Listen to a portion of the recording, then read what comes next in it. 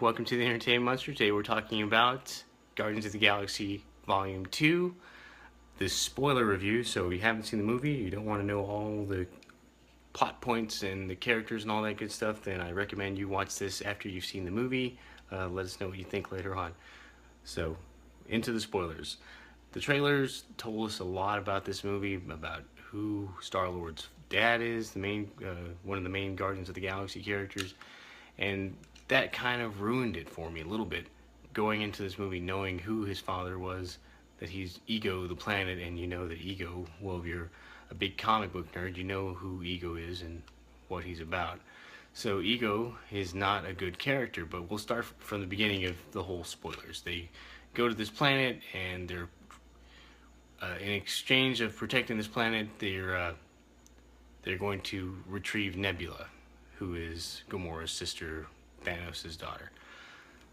But along the way, Rocket Raccoon steals the battery, the power source for these battery packs or whatever I can't remember exactly what they are, but he steals that. So the people of that planet go after him, and they're these gold-looking folks that they're not too happy about what he did. So they shoot him up, they crash land, and Ego finds them, tells Star-Lord who he is, takes him to his planet. Rocket Raccoon, Groot, and Nebula stay on the planet that they crash landed on, and Yondu shows up with his guys, trying to get the battery packs. Yondu's plan is initially to steal them.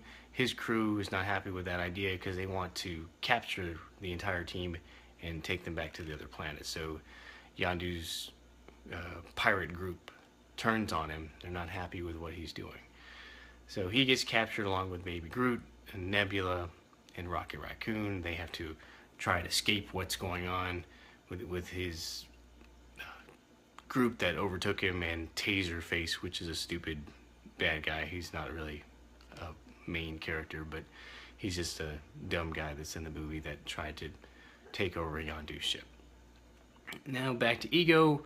Ego takes Gamora, Star-Lord, Drax, and he already has, the lady with the antenna. She's there because she helps him go to sleep whenever he needs to rest. And that's her only point. Well, we find out later on that Ego is a bad guy. He's been mating with different aliens all over the universe, trying to get one son or daughter that is able to hold his energy, to hold his power for that planet the way he can keep on living. So he's had all these children return to his planet, but he had to sacrifice them, kill them, because they couldn't hold that power. So he's a bad guy. He's not a good guy. He's not there for anybody else but himself, and he just wants to keep living and living and living and never die. That's who Ego is, if you didn't know. He's not a good guy. He's not the fun, happy dad that you thought that he was going to be in the trailer. So that's not what he's about. He's bad, bad, bad. We've come to find out that Yondu was really Star-Lord's father figure the whole time, and he was actually looking out for him and, had a lot of sympathy and wanted to be around him this whole time and help him out. And of course, he escapes. They finally escape Ego. They finally get off that planet. It's a big, long ordeal, a big fight between him and then the other gold people that are after them, trying to get off that planet, trying to free Star-Lord and the entire team, leaving that bomb there. They finally get off, but Yondu sacrifices himself to save Star-Lord and, tells him, hey, I was actually your dad the whole time. You didn't have to go find him. So that was a really cool scene. Sylvester Stallone's in this movie. He's not in there very much, but he's sort of like this pirate league who kind of shunned Yondu away for some bad stuff that he did when taking those kids to Ego and sacrificing them. So Yondu redeems himself. They hold this big sort of pirate funeral in space and cremate his body out there in outer space, that was pretty interesting. There's lots of post-credit scenes in this film.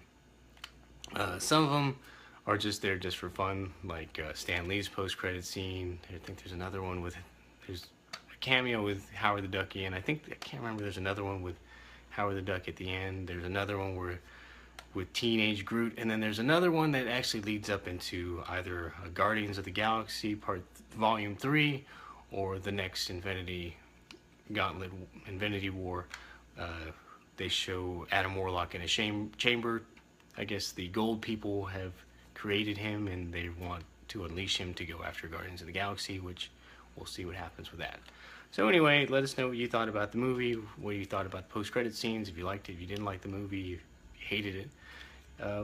Thanks for watching. Don't forget to subscribe, and see you next time.